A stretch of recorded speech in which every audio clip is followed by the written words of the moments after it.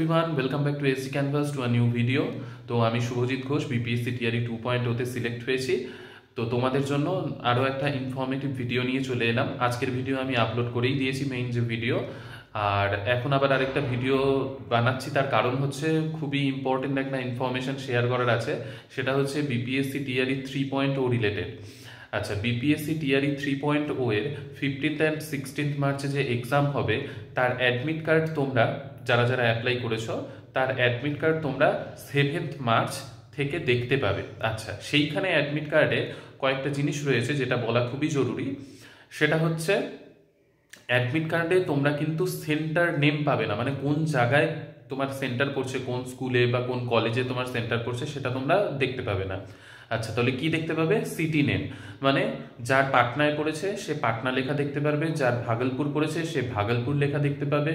তো এই রকম ভাবে কথাটা বোঝাতে পারলাম? তাহলে সিটি নেম দেখে তোমরা এইটুকু নিশ্চিত যে তোমার পাটনায় পড়ছে না ভাগলপুরে পড়ছে, কোথায় পড়ছে, তো সেই অনুযায়ী তোমরা ট্রেনের টিকিট কেটে নিতে পারবে। মানে তোমাদের যেটা অনেক বড় টেনশন ছিল যে কোথায় পড়বে, ট্রেনের টিকিট কবে কাটবো, কি কাটবো, তো সেই জায়গা থেকে তোমরা অনেকটা রিল্যাক্স হবে। তো সেটা 7 তারিখে বিপিএসসির ওয়েবসাইটে পেয়ে যাবে। আচ্ছা, এবার হচ্ছে সেন্টার কোথায় পড়বে সেটা তাহলে কবে পাবে? সেটা এক্সামের দুদিন আগে, মানে 14th 13th 14th এই দুটো দিনের মধ্যেই পেয়ে যাবে। ঠিক আছে? তো এই হচ্ছে খুবই ইম্পর্টেন্ট একটা নিউজ দেওয়ার ছিল।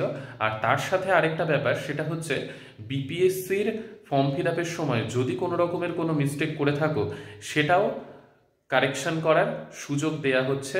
সেটাও সেই 7 তারিখে তোমরা যখন দেখবে, সেইখানে যখন ওয়েবসাইট খুলবে, ওয়েবসাইট খোলার পর সেইখানে দেখবে ফটো আপলোড করতে হবে। কিন্তু অ্যাডমিট কার্ড ডাউনলোড করার আগে ফটো আপলোড করতে হবে।